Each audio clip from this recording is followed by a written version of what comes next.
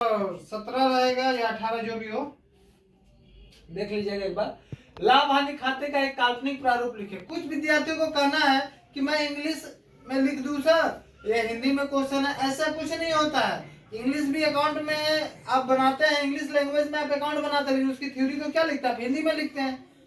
ऐसा नहीं कि अकाउंट बना रहे उसकी थ्योरी को हम हिंदी में लिख दे तो नंबर काट देगा, ऐसा नहीं होता है। हर का एक सिस्टमेटिक नियम है, उसको आप समझिए।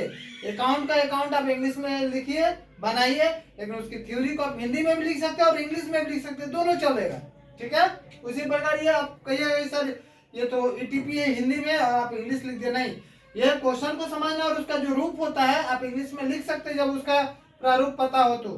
ठीक है कि लाभ हानि खाते का एक काल्पनिक प्रारूप तैयार करें।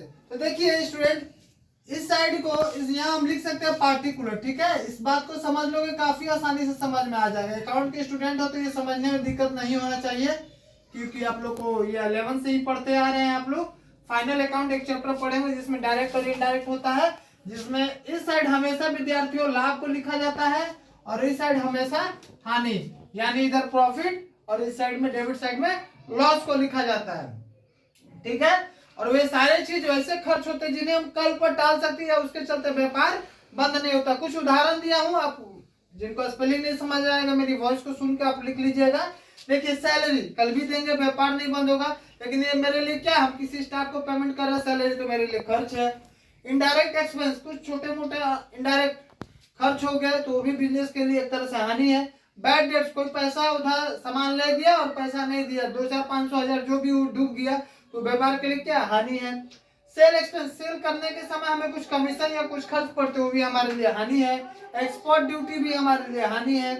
इंटरेस्ट ऑन लोन, हम कहीं से लोन लिए उस पर ब्याज दे रहे हैं तो व्यापार के लिए क्या है, हानि है। इंटरेस्ट ऑन डिवेंचर, हम कहीं से ऋण पत्र यानी ऋण लिए हुए तो उससे भी हम यदि ब्याज दे रहे तो हमारे लिए हानि है। डेप्रिसिएशन ऑफ प्लांट यदि बिजनेस का घिस रहा तो हानि है। डेप्रिसिएशन ऑन बिल्डिंग यदि बिजनेस का घिस रहा, या लैंड यानी जमीन, ये सारे की यदि कीमत घिस रहे हैं तो ये सारी चीज व्यापार के लिए क्या है, हानि है। Loss on sale of machine, कुछ मशीन बेची उसमें हमको लॉस हो गया तो मेरे लिए हानि है। तो देखें इसमें सिर्फ हमने क्या लिखा है, हानि को लिखा है, और इस साइड विद्यार्थियों सिर्फ लाभ को लिखा जाता है। जैसे रेंट रिसीव, कहीं से भाड़ा आ रहा है तो मेरे लिए लाभ है। प्रॉफिट ऑन सेल, कुछ सामान सेल के उसमें से प्रॉफिट होता है, हमारे लिए लाभ है। हमें कोई डिस्काउंट दिया, जब हमें कोई सामग्री पर डिस्काउंट देगा तो हमारे लिए लाभ है।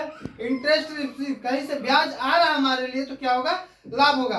अब विद्यार्थी हो, इसमें होता क्या है कि यदि इस साइड को देखिए, यदि ये ज्यादा होगा फॉर एग्जाम्पल तो यही पैसा को हम लोग यहाँ लिखेंगे, और यदि जो भी पैसा यदि सरप्लस निकलता है उसको हम लोग क्या बोलते हैं, नेट प्रॉफिट। ठीक, इसके विपरीत विद्यार्थियों, यदि यहाँ का अमाउंट ज्यादा रहेगा और यहाँ का कम रहेगा तो इस साइड यदि अमाउंट जो निकल के आएगा एक्स्ट्रा वो हमारा नेट लॉस होगा। बस यही है प्रॉफिट और लॉस का फंडामेंटल। डेबिट साइड में पूरे हानि को लिखा जाता है, क्रेडिट साइड में पूरे लाभ को लिखा जाता है। और करना क्या आप लोग, ये तो मैं नाम समझाने के लिए चढ़ाया, और इस डाटा को इस तरह भरिएगा, 3 क्रॉस देते चले जाइएगा, है ना, नहीं तो पता नहीं चलेगा कि ये क्या है। इस तरह को आप, इसीलिए मैं कहता हूं कि पूरा वीडियो आप सही से देखिएगा तो आपको सारे पैटर्न समझ में आएंगे। इस तरह से यदि आप नहीं लिखते हैं तो एग्जाम के लिए आपको हानिकारक हो सकता है, समझ में नहीं आएगा कि वो कहाँ से लिखे हो।